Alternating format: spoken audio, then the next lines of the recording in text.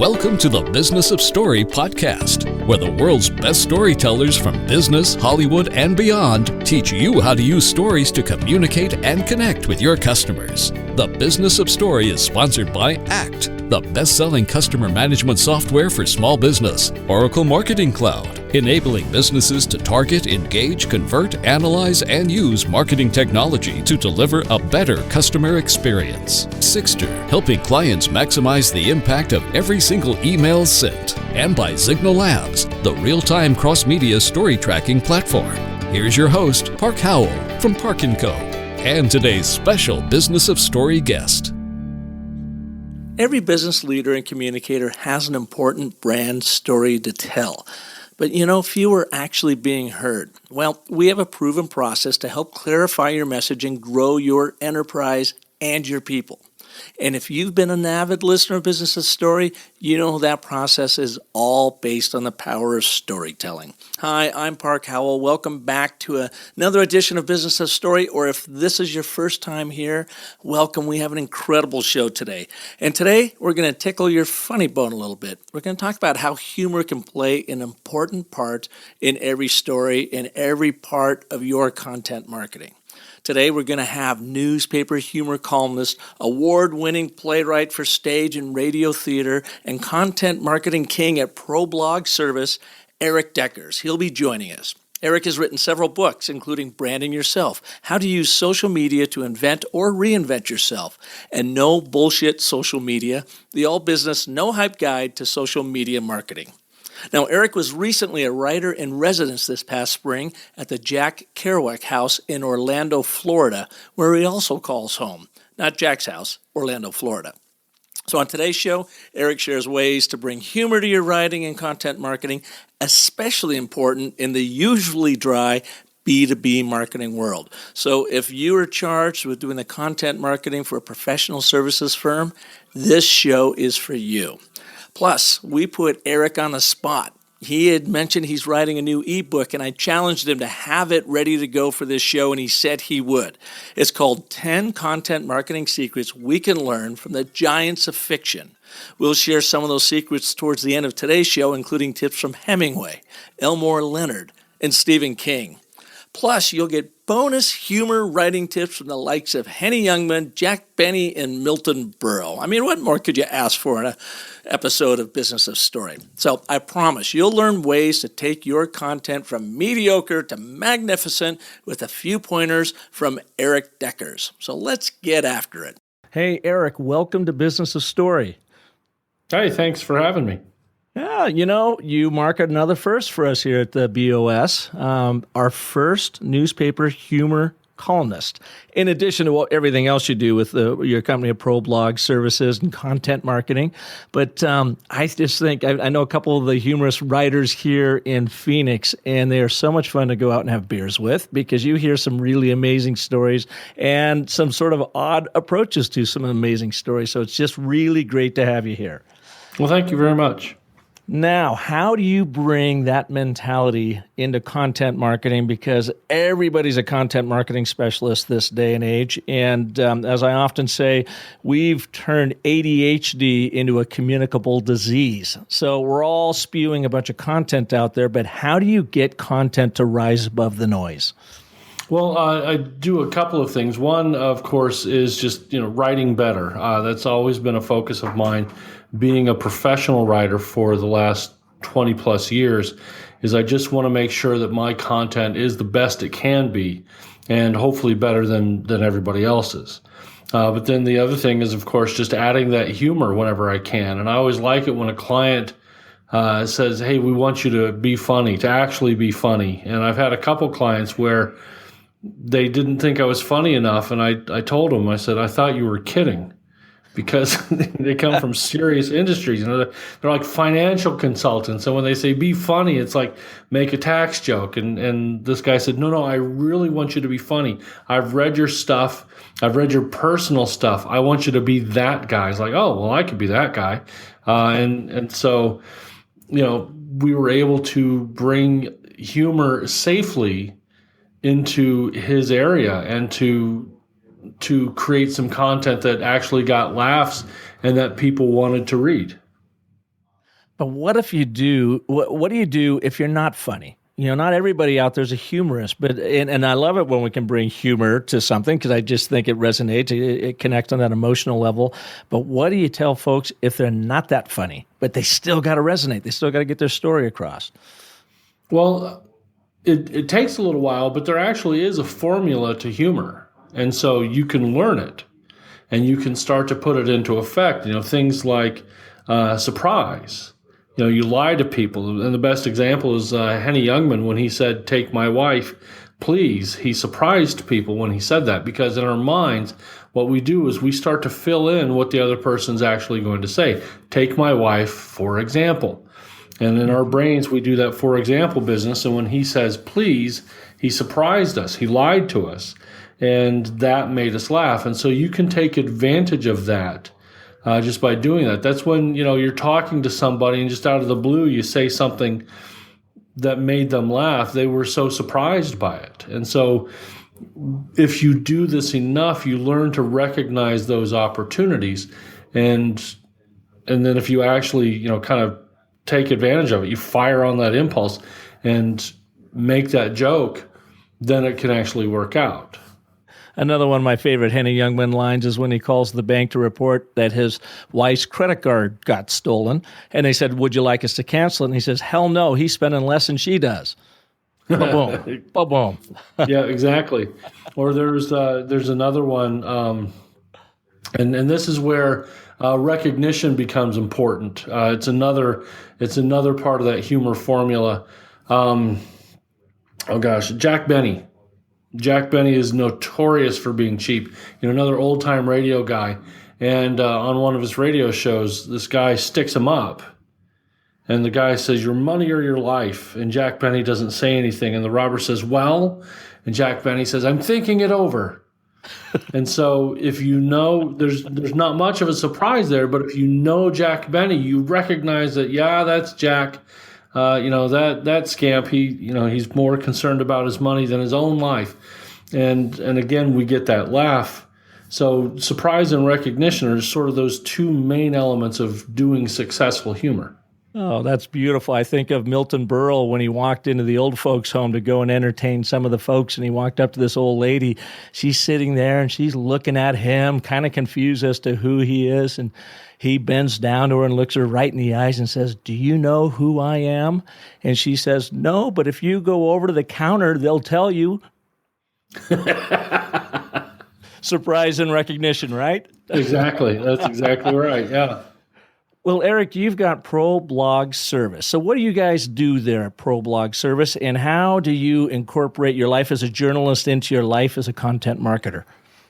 So we're basically a content marketing company. We are a blogging service company, and we ghostwrite blog posts and articles for other companies, mostly B2B.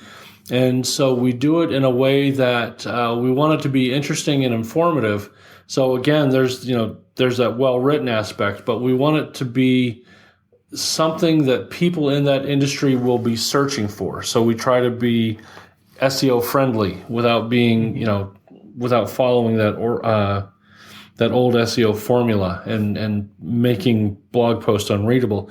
Basically, the big thing that we do that most other companies don't do is we have professional writers who are writers creating the content. We don't have content marketers who aren't writers because we've seen what happens. We're seeing what happens right now when non-writers try to create content. The stuff coming out is just not that good. It's not that interesting. It's contributing to what Mark Schaefer was calling content shock. And so we're being overwhelmed and just buried under all of this avalanche of mediocre content. So our goal is to make content better than everybody else's. We don't want to make more content than anyone else. We'll make less, but we make it better so that when people read it, it's something that they go, oh, wow, that's really good. I need to share that, or I need to file that away, or I need to act on this information. And so that's where our primary focus is. So can you give us an example of some of your work in the financial services realm or whatever, those B2B industries that are not really known for humor, where you have brought humor into the story, into the picture, shared it, and what kind of results did you get from that? Well, I've got, so we had the one client was a financial consulting firm, and what we wanted to do there was to make our main client, our main consultant, look more approachable and look more human. And so, a lot of people are afraid of doing humor in the workplace because it's very risky, which it is in the hands of an amateur. But if you know what you're doing, it's one of the safest tools you can use. And rule number one is you never make fun of somebody else. You always make fun of yourself. Mm-hmm. And so, you make fun of the person in power. And so, the CEO who's giving a speech and makes fun of the marketing coordinator not being able to afford to take a vacation, that's a terrible use of humor. He's going to come off looking bad. But the marketing coordinator who makes fun of the CEO for taking 3 weeks of vacation while she had to stay at the office and work, that's going to be safe because she's making fun of that person in power. And so what we did was that same principle. Our consultant was the person in power, and we just made self-deprecating jokes on his behalf. Things about the importance of working with a team because he was off on vacation or because he's taking a nap in the office. Just things like that. Things that clearly weren't true. But it's still, he got to poke fun at himself and play up his team at the same time. Mm-hmm. We did things like that. Team. Yeah. Now, do you do only written word? I mean, any podcast, video, blogs, anything like that? Or is it all just written word journalism brought to content marketing?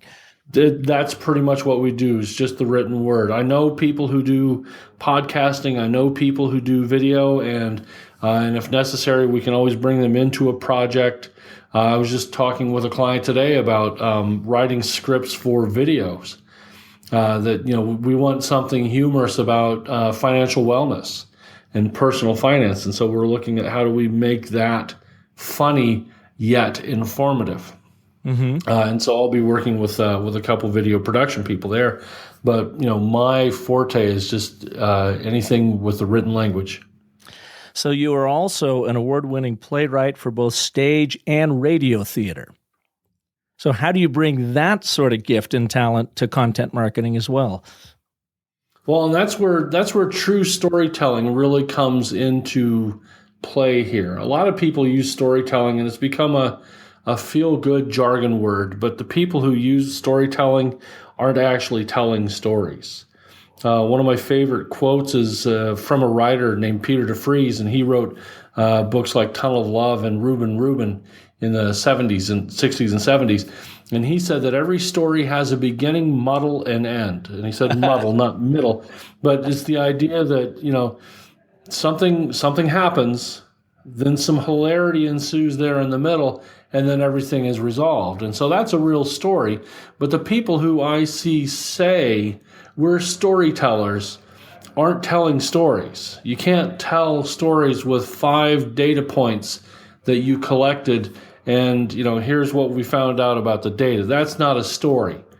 It's a story in the sense that a journalist will call any written piece a story, but it doesn't have that beginning, middle, and end that a true story does.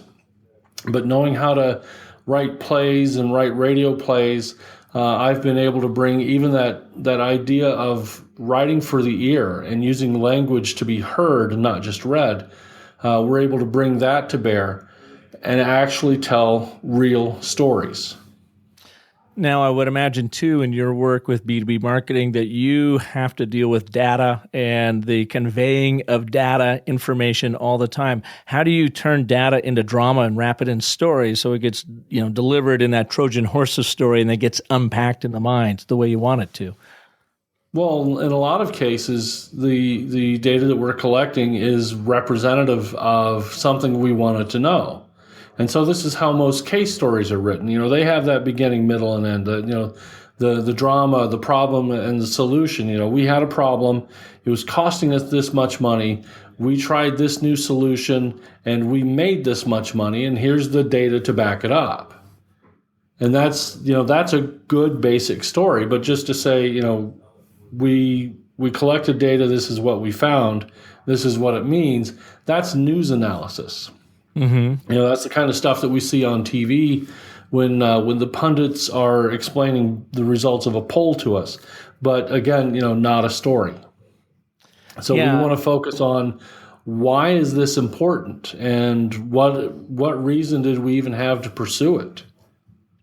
Yeah, and it brings up something that I work with a lot of with our clients and our students over at ASU, and I talk about data when you have a data-packed story, to think about really data does one of three things. It either records an event that has happened, monitors an event that is currently happening, or attempts to predict the future with an event that could happen. But it seems like really all our minds care about is that event. And the reason why is events can kill us, but data never can. So when we bombard people with data, our brains, our subconscious, that survival mechanism is just saying, stop, this is too confusing, it makes no sense. I need to know what the event is you're talking about, and then back up that event with the data. I think exactly. Like good way to think. And NPR is a great storyteller in that sense. That when they do stories, if you listen to Morning Edition and All Things Considered, and they are starting to talk about national trends of something or regional trends of some import, they never talk about 1 in 500 people are experiencing this. Or I was at the Indianapolis 500 covering the race for my blog this past weekend, and one of the stats that came out was 1 in 1,000 people in the United States were at the 500. And we had 350,000 people at the 100th running. And so that was a big deal. We hadn't had that many people at the 500 in years. So how would you tell that as a story? You find one of the people. Find somebody who it's their first year, or you find somebody who has been there for the longest number of 500s. And I think somebody did that. The Indianapolis Star actually did a story on a World War II vet who had been coming to the race every year since he was a boy. And I think with a couple of exceptions when he was actually in the war, he'd been at every race since he was 8. Wow. So there's a great way to introduce a story about 1 in 1,000 people are at, 1 in 1,000 Americans are at the race this year with that guy. And it's the human element. Absolutely. Yeah, exactly. And so you bring in that one guy, there's your story. Then you talk about the data, and maybe you talk about the problem that the data represents or the opportunity that the data represents.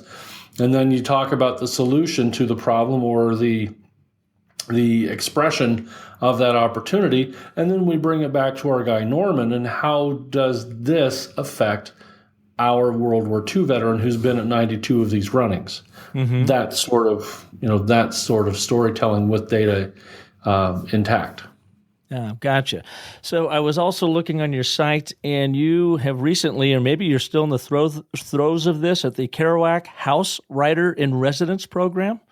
What's I that just about? Finished that. Yeah, that's the Jack Kerouac House is a private writer's residence here in Orlando, and I just finished that at the end of May. I was the spring 2016 resident. So in 1956 and 57, when Jack Kerouac lived here in town with his mom, he was writing Dharma Bums, and he was waiting for On the Road to be published. Mm-hmm. And so, fast forward to late 90s, early 2000s, people heard that Kerouac had lived here in town. And so they found the house. They found that it was a rundown house in this neighborhood called College Park. And they got some people together to buy it, fixed it up, and said, we are going to have this become a full-time permanent residency for one writer every 3 months. And it's actually a worldwide contest. They open it up. They've got people from all over the world applying. I actually lived in Indianapolis at the time that I applied. And said, I want to work on a humorous novel. And I sent him the first chapter as my writing sample. And it was Memorial Day Monday last year that I got the email saying, hey, congratulations, you're going to be our writer for the spring. And I said, oh, that's wonderful. I'm actually moving down there in 5 months. So, so I'll be there anyway. So I got to live in the house, focus. I still did day job work, but I got to focus on my novel for 3 months uninterrupted, which is great. I'm married. I've got 3 kids. We homeschool the kids. So having a place that could be my own for 3 months was certainly a lot of fun. Wow, that's cool. What an honor to be able to do that. I mean, and you were selected as the one person out of worldwide entries. Is that right? Did I hear that right? There were 4 of us total. Okay. I was the only, based on the winners and the alternates that I read, I was the only person who did not have an MFA, and I didn't write poetry or serious creative fiction. I don't write serious things if I can help it. And so it was actually, really fired up the imposter syndrome, because I thought, oh, crap, they really think I can do this. And so I got a little worried.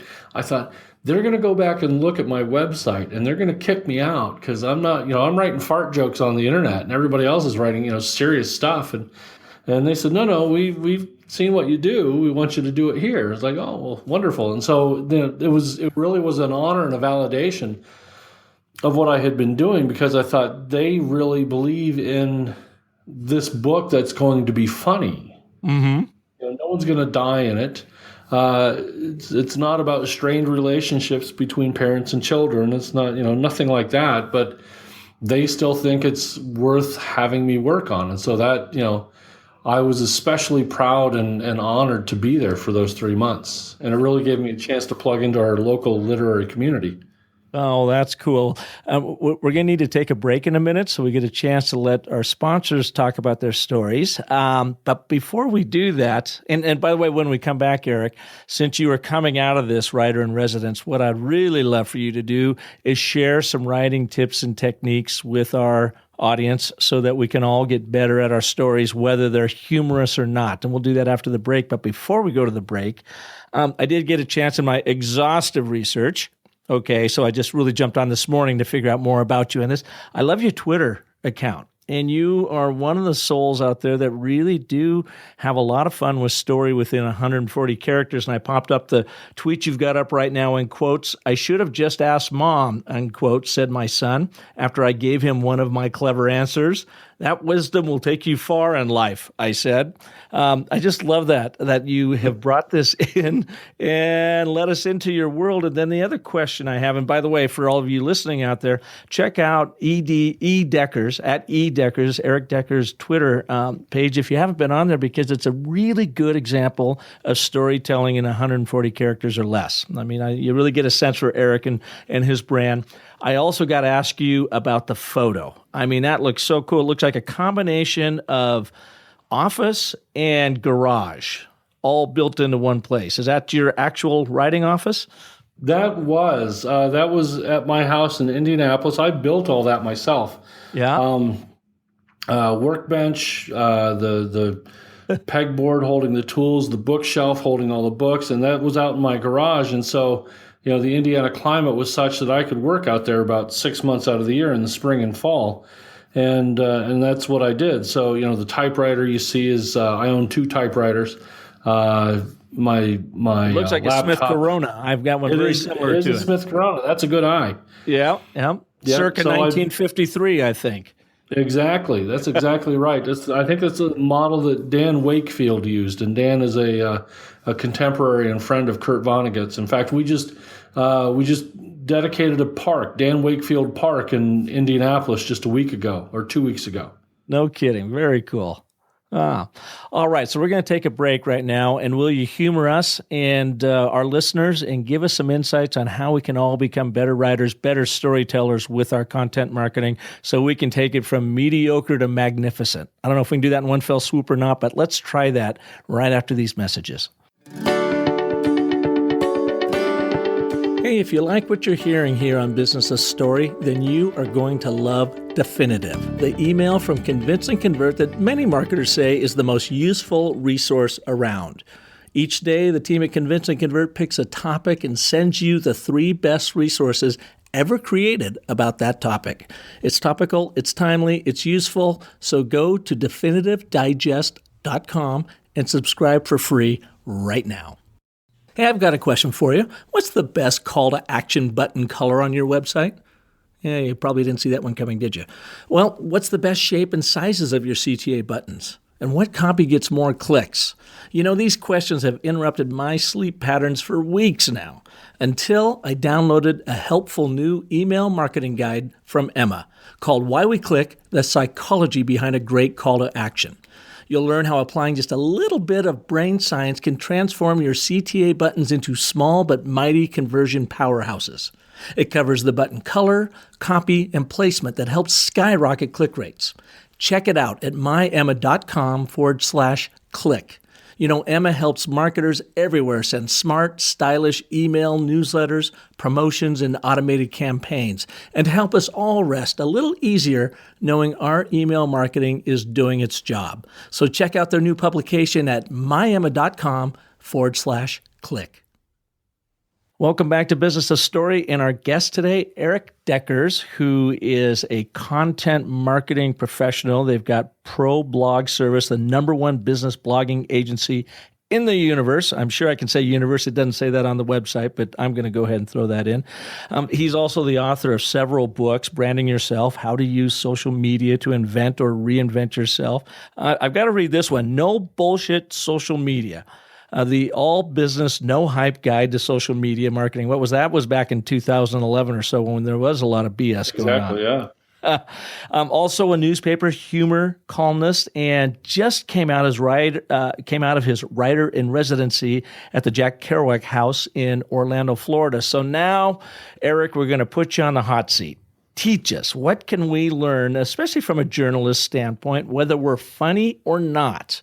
How can we become better storytellers and craft better stories so that we can literally rise above the cacophony of communication that is content marketing these days? Okay, well, a number of places to start. First, as far if you're funny or not, is just, do you make yourself laugh? I've got on purpose or like jumping and falling over things? Anything. Well, because you think about it, we want to tell stories. Why did I get this black eye? You know, you stand up in front of a crowd and you say, why did I get this black eye? Let me tell you. And if it's a funny story, and if it's funny because you can laugh at yourself, remember, you make fun of the person in power, and that's you as the speaker. If you can tell a funny story about yourself, that's going to get people's interest. So if you write up that story, that's going to get people's interest. And so with a few exceptions, most of my humor columns in the last 2 years, when they are personal, I'm making fun of me. You know, I'm making fun of something I've done. And you mentioned before the break my Twitter page. On my Twitter page, I tweeted like late last night, which was about the night before. I dreamed last night I was featured in a New Yorker story, but was pissed I wasn't on the cover. I woke up embarrassed that would upset me. Like, I woke up in the middle of the night and I told my wife about it, and I said, I dreamed I was in the New Yorker.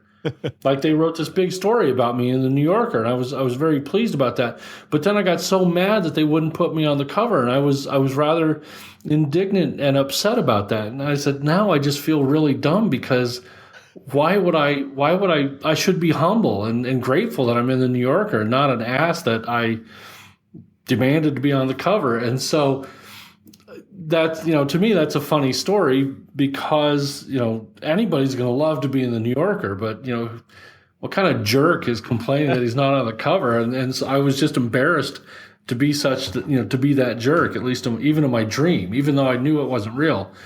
And so there's that kind of humorous story. And it actually made my wife laugh in her sleep.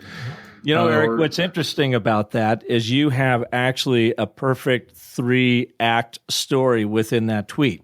Act 1, dream last night I was featured in a New Yorker story. That's the setup. Now you move into Act 2, the conflict, but was pissed I wasn't on the cover. Resolution, woke up embarrassed that it would upset me. I mean, that literally is a 3-act story in under 140 characters. Yeah, and that's we were talking about that a little bit before. How does it help my writing?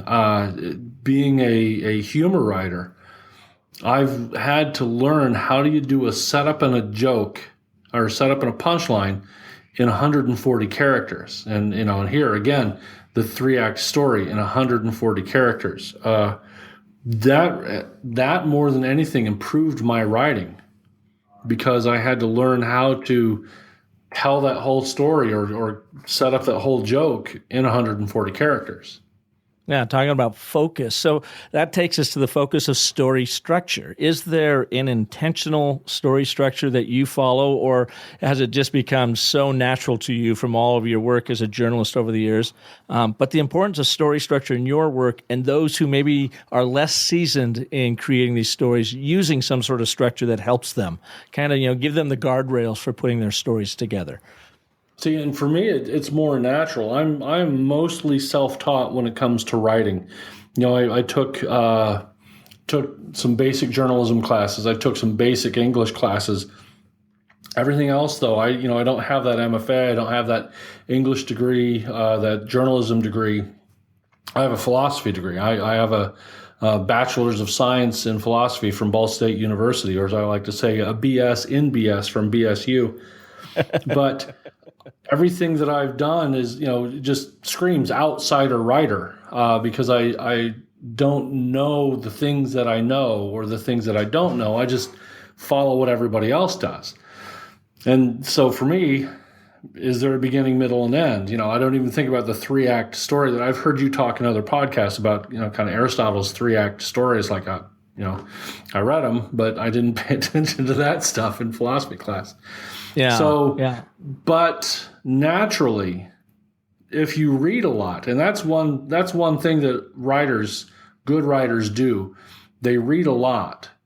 And if you read a lot, you see what other people do, and you match that. If it's Stephen King, if it's Ernest Hemingway, if it's P.D. James, the British mystery author, it's Agatha Christie. It's always beginning, middle, and end. Acts 1, 2, and 3. Every good play follows those 3 acts, and so you get to develop that kind of flow and understanding for your own stories. Mm-hmm. Of the content that's out there, Erik, give us a percentage. We'll talk data here for a second. What percentage of content is actually doing a really good job of connecting through story, in your opinion? If we're talking about like B2B content marketing kind of stuff, I don't have numbers, but I would be willing to bet that it's a very small percentage, mostly because I've read a lot of what content marketers are sharing, whether it's in a B2B world or whether it's even information and advice to other to other content marketers. Mm-hmm. How many, you want to do a good test of what sucks and what doesn't, how many articles on content marketing out there tell you to write good stuff? All of them, and including the articles I've written. I'm embarrassed to say that several years ago I was telling people one of the secrets to good content marketing is to write good stuff, and it's like that should be the stuff you just do. It's like if the team owner on the Indy 500 told his guy, go fast, win the race. Thanks, Tom, that's what I was going to do. But but it's just not that easy, is it, to win the race of content marketing? But we do it like it's an option. We tell people to do that like it's an option, and it's not an option. That's just what you should do. And so, how many people are writing good, engaging content? I don't know the numbers, but I can tell you it's pretty low just based on the amount of blindingly obvious advice we give to people, like write good content. Mm-hmm. Well, and you've got to have the clients that allow you to do that too. So many of them are fearful about leading with story or having something they're afraid they're going to get off the mark, not stay focused on it. Especially in the B2B world, they feel that they have, or they're compelled to get to features and benefits, like you said, the bullet points, content, and really miss that whole human element that story brings to it. Mm-hmm. And I will admit, not all of my clients are on board with the story. We're writing those newsy articles or those how-to articles or those top 5 list articles, and they're very effective. But not everybody wants to do that. And so we have to slowly introduce it. When they see that, that case study we wrote did really well, or, that interview that we did with, with the expert in the field, that did really well. Well, maybe we should do more of those. So we're bringing people along. But it takes a lot of work. Again, there's our story. We want to do this, but the big bad CMO won't let us. But we slipped one in, and look how well it did. And and so we even tell the story to the people we want to tell stories for. Yeah. I've had some luck in this area of convincing clients that story really is important when I can point to other people talking about it. And some of the series of articles that were written by Jonathan Gottschall, who is a New York Times bestselling author, he wrote one of my favorite books on story called The Storytelling Animal. Why stories make us human, or how stories make us human. And Fast Company picked up on that, and he wrote a series of articles about using story in business. And one in particular talks about story as a Trojan horse, that you literally pack up that Trojan horse with all the data you want, but you roll it in the form of stories, and demonstrates then how powerful that is in both a presentation mode, but also a content marketing mode. So for all of you listening out there, if you've got that CEO or CMO with their arms crossed, looking cross-eyed at you about using story in your work, just go and Google Jonathan Gottschall and Fast Company magazine. There's 3 or 4 different articles in there that I found really fruitful in helping to at least open the minds of a client around using story. And then, Erik, like you said, actually doing it and showing them the success that you get with it. And that's, of course, the beautiful thing with content marketing is you can measure it. You can see. Well, the other go ahead. I'm sorry. No. I'm just going to say you can, see the views you're getting and track the conversions coming from that, unlike we ever could before. So that's where we really need to use that data in particular to back up the power of story. The other thing you do is you go to your CMO's bookshelf and you grab their copy of Who Moved My Cheese or the 1 Minute Manager, and you say, see, you got these books because they're stories. You read them because they're stories. You remember the lessons, as goofy as you think they are, because they're stories. Exactly. Erik informed me he's working on a new ebook that'll be coming out. Now the pressure's on him because we're letting everybody know and they're going to be expecting it. I love the title, and he's actually going to go through some of the points with us. The title, or at least the theme of the ebook, 10 content marketing secrets we can learn from the giants of fiction. That's perfect. That's exactly what this show is all about, is connecting story artists with content marketers and advertisers the world over to figure out how can we get better at this. So, Erik, can you take us through some of those points, the 10 content marketing secrets that we can learn from the giants of fiction? Sure. One of them is what Ernest Hemingway called the iceberg theory. The iceberg theory, basically Hemingway said, was the when you look at an iceberg, the 10% of the iceberg you do see is supported by the 90% that you don't see. And so that 90% is important. You have to know things before you leave them out in order for that 10% to be supported, in order for that essence to come through to the reader. So, don't talk down to your reader. Don't over-explain things. Don't re-explain how everything works every time you talk to them. After a while, you have to assume that your reader is slightly advanced in the theory or the field that you're talking about. And so don't start at the beginning every time you write a new blog post. Another one is just Elmore Leonard. He said, if your work sounds like writing, you have to rewrite it. He said, I can't let what we learned in English composition class get in the way of the sound and rhythm of the language. And at the same time, that also means stop using big words. Stop using phrases like, we have a frictionless user onboarding experience.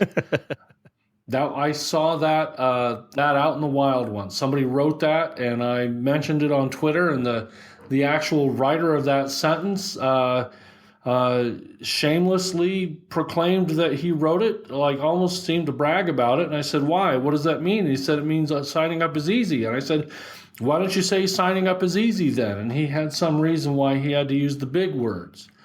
But like David Ogilvy once said, he said, never use jargon words like reconceptualize, demassification, attitudinally, or judgmentally. They are hallmarks of a pretentious ass. And that's kind of how I felt about that guy with the frictionless user onboarding experience. Write like people, write like real people. The average newspaper is written at a 6th grade reading level for a reason. So it's not because everybody is stupid. It's because that's where we want to sort of process information. And your readers, even if they are college professors, still want to process information at that 6th grade level. Mm-hmm. One of my favorite secrets is from Stephen King. The road to hell is paved with adverbs. So I have made it a practice for the last 10 years to eliminate adverbs as much as possible. Adjectives is another one. One modifies a verb, the other modifies a noun. Rather than describing a verb like running quickly, why don't I use a better verb like raced? Or rather than saying you eat noisily, you could say you wolf down your food. So stop describing things as awesome and stop describing verbs. Just use the best words possible. That makes your language and your writing tighter and makes it more interesting to read. Mm-hmm. And a great example of this, I keep going back to Ernest Hemingway. He's one of my favorite writers. But his short story, Big Two-Hearted River, came in 2 parts. And all told, I think, was about 3,000 words. And I ran it through the Hemingway app, which is just like a writing grader. Go to hemingwayapp.com and you can run your work through there. In 3,000, 4,000 words, he had 17 adverbs in the whole thing. Wow. I've seen people write 200 words and have 17 adverbs. So, 17 sounds like a lot until you look at that average content marketing piece or that average article that we've been talking about on the internet, that stuff that's not that great, filled with adverbs. Enough adverbs to choke a horse. But you look at Hemingway kicking out 17 and 3,000 words, that's the kind of writing we should be doing. And Erik, why not adverbs and adjectives? What does it do to the writing? Does it slow it down? Does it clutter it? Slows it down, it clutters it up, it's distracting. I wrote an article several years ago called Stop Telling Students Said is Dead. And what was happening, I'd heard this complaint from several creative writing professors I knew. They were getting stories from their intro to composition students that would say things like, she cried, she yelled, she screamed, she shouted, she laughed, she whatever. And they said, why are your stories, all of your stories, doing this? And most of the students all said, because our high school English teachers told us said is dead. That we should stop. Said is dead. We should stop saying said. He said this, she said that. Now you read Stephen King's book on writing, he talks about using only said or asked. You ask, you say. He asks, she says.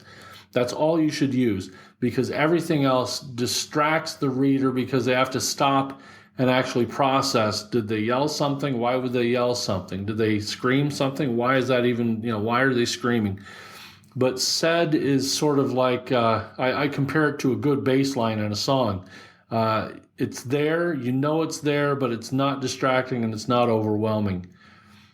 But when you start using all these adverb words and these loud descriptive words instead of said and asked, you kind of distract people from what they're reading. You interrupt what they're reading and you slow them down. And so adverbs and adjectives are doing the same thing. They're slowing us down because it's not a natural part of the language. It's driving over a road of speed bumps when you're looking for a smooth ride. Mm-hmm. Now, was it Ernest Hemingway that also said you have to kill off your darlings or something like that? The lines you love the best sometimes have got to go? I don't know who said that, but a lot of people have said that. Mm-hmm. You just have to don't be in love with your words.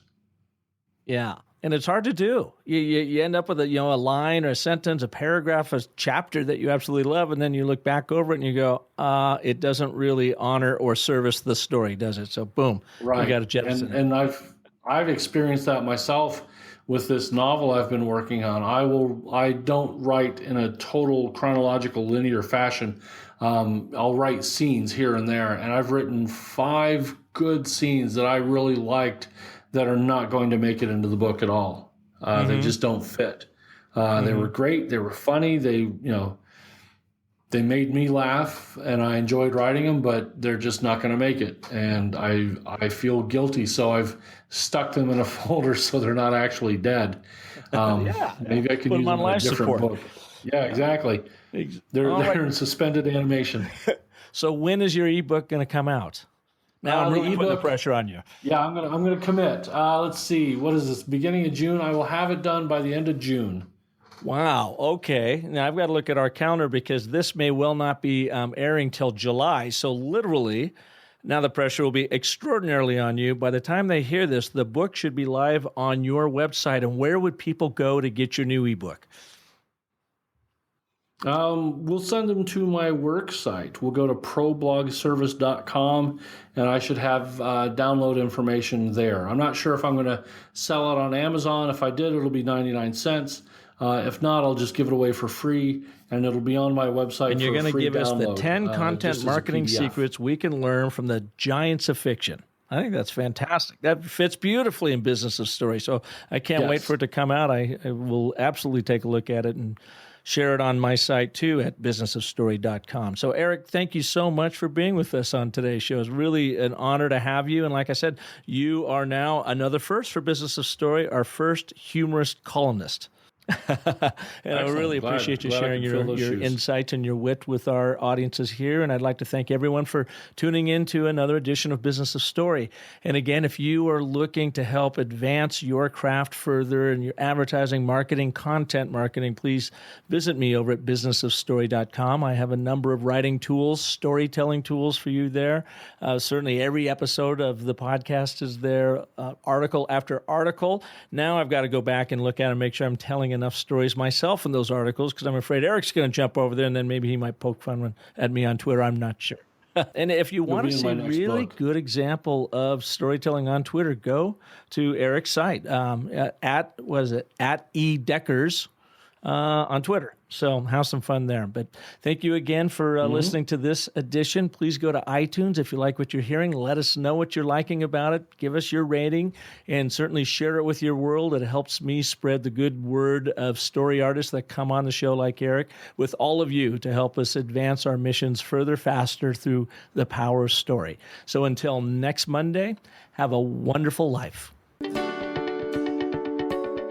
Thanks for tuning in to The Business of Story. Don't forget there are terrific free storytelling resources for you at thebusinessofstory.com, where you'll also find the complete show archive. The Business of Story is sponsored by Oracle Marketing Cloud, Park & Co., Sixter, Zignal Labs, and ACT, and is produced by Convince and Convert Media. Find more great shows like The Business of Story at marketingpodcasts.com, the first search engine for marketing podcasts.